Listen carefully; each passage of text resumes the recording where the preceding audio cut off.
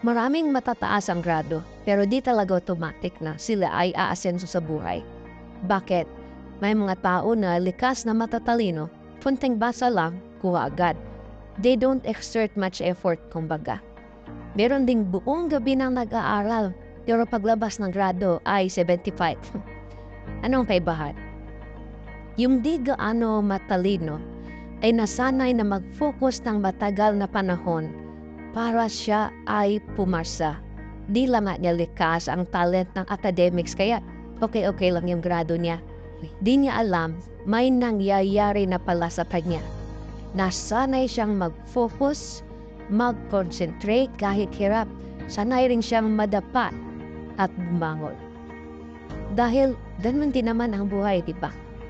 Yung likas na matatalino, di sanay sa matagal ang focus dahil madali lang naman sa kanya.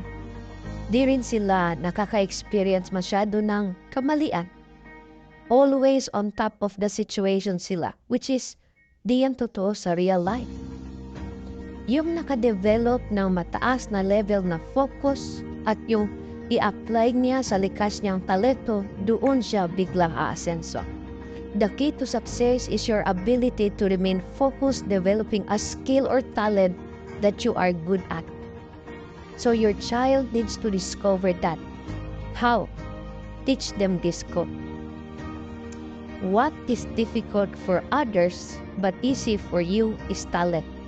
What is difficult for talent but easy for you is genius. So don't worry about grades as long as your kid is developing the skills of prolonged focus on every subject to pass it. That's okay. Someday he or she will discover his or her talents. Combining focus and talent is the key. The truth is not everyone is gifted academically. Some are in speech, some are in analysis, some are in skills, some are in drawing, some in video making, some in selling, some in cooking, some in sports, some in human relationships, leadership, so on and so forth. Don't get me wrong. Having good grades is already an advantage, but it's not the final say.